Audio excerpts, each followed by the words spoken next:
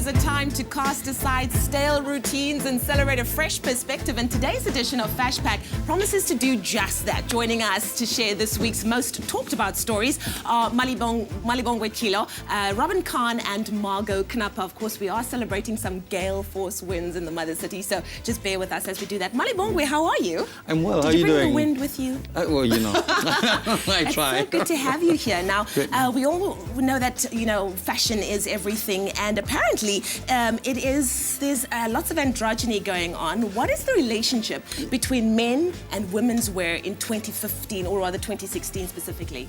You know, about a year ago, just shortly after Menswear Week, after our local Menswear Week, we spoke right here, actually, on this very couch, about the influence of women's wear into menswear, about how much of it was so. And now lately, it's actually just really gaining momentum and blowing up. Yeah. The first thing is Jaden Smith, Will Smith's son, has now recently become the face of women's wear for a very, very huge international design brand. Wow, that is amazing. I mean, look at it. I mean, he looks amazing. Listen, if you didn't tell me that was Jaden, that is Jaden I was not Smith. going to know that was Jaden. And then, I mean, even bringing it even closer to home. Yeah.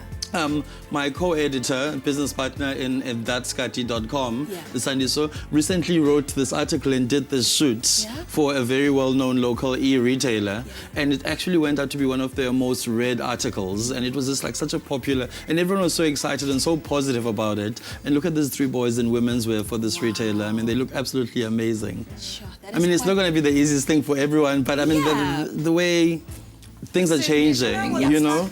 I'm wearing a men's tuxedo shirt, and that's not questioned. Exactly. Yeah. And the fact that it's actually being questioned, I think, is amazing, because it starts a conversation beyond fashion. Yeah. I like absolutely. that. I like that. Margaux, let's talk about beauty for a second. Now, we know that beauty comes in all forms, and it should definitely be celebrated. There's a new photography project that's doing just that. Am I right? Exactly. So a Romanian photographer who was fed up with Photoshop and the Western ideal of beauty decided to backpack around the world for 2 years with her camera in search of real beauty.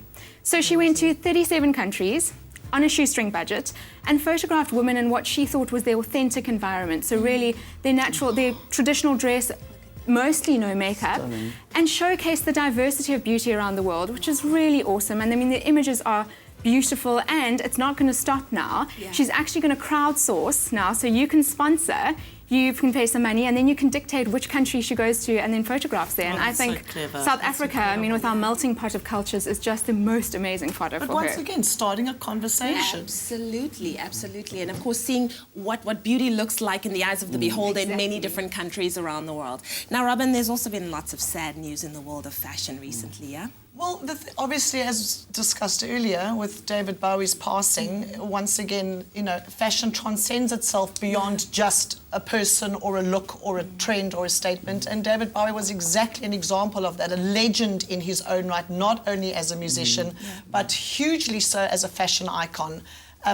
Beyond the Givenchy very famous black and white striped jacket with the large lapels and oversized shoulders, David Bowie was renowned for his monochromatic suits and that slicked back hair, well put together, but also, once again, extremely androgynous. He rocked a woman's wear look right from the beginning, the early days. As you just saw earlier, Kate Moss, she graced many a Vogue cover, basically channeling the David Bowie look. So he's not, it's impossible to forget him, because fashion has absolutely solidified his relevance, his outlandishness, his bravery, really, a true artist. So it turns out to be a good fashion story. The conversation continues. Yeah, we're just starting conversations on your Feel Good Breakfast show. Fash Pack, thank you so much for joining us. Malibongwe, always good having you here. You shouldn't be so scarce, my friend.